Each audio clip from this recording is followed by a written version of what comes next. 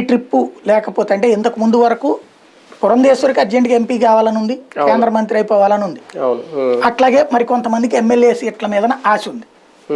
అట్లాంటి వాళ్ళల్లో పురంధేశ్వరి తెచ్చే నాయకులు కాకుండా ఇంతకు ముందు తెలుగుదేశాన్ని ద్వేషిస్తూ ఉన్నటువంటి నాయకులని కూడా ఆ కాంబినేషన్లో చేరిపోతే మీకు వస్తుంది కదా అని కన్విన్స్ చేయడం వల్ల విపరీతంగా ద్వేషించే ఇద్దరు నాయకులు కూడా, పెద్ద పొజిషన్లో ఉన్న నాయకులు కూడా వాళ్ళకి పదవులు రాబోతున్నాయి. ఎందుకంటే వాళ్ళు విడిగా పోటీ చేస్తే గెలవరని తెలుసు వాళ్ళకి. అదే తెలుగుదేశం పొత్తుతో తమకి సీట్ వస్తే గ్యారంటీ గెలుస్తామన్న నమ్మకంతో వాళ్ళు కూడా నడ్డా దగ్గరికి వెళ్ళి కన్విన్స్ చేశారు. నడ్డా ఈ అభిప్రాయాన్ని అంటే రాష్ట్ర కమిటీలో రెండు గ్రూపులు కూడా అంటే రెండు భావజాలాలు ఉన్నటువంటి వాళ్ళు కూడా పొత్తుకే మొగ్గుతున్నారు అంటూ అమిత్ షాకి నివేదిక అందించారు. నడ్డా ఆల్రెడీ తెలుగుదేశం ప్రోగా ఉన్నాడు.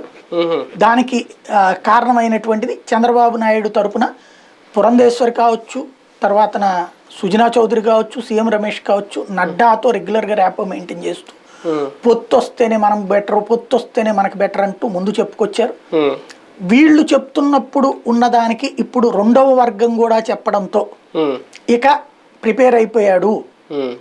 అందుకోసమనే అందులో ఇంకోటి లేకపోతే కమ్యూనిస్టులు రెడీలో ఉన్నారు అని ఒకవైపున, ఇంకొకటి వాళ్ళని ఎలాగ భయపెడుతున్నారు అంటే ఐఎన్డిఏ కూటమిలో చేరిపోతాడు, అప్పుడు వాళ్ళకు పెద్ద భాగస్వామి అయినట్టు ఉంటుంది అని వీళ్ళు మధ్యలో అంటే మన దగ్గరకు వస్తానన్న వాళ్ళని వదిలేసి ఐఎన్డిఏని ఎందుకు బలోపేతం చేయాలి అని నడ్డాకి చెప్తే నడ్డా అదే నివేదిక అమిత్ షాకి చెప్పారు.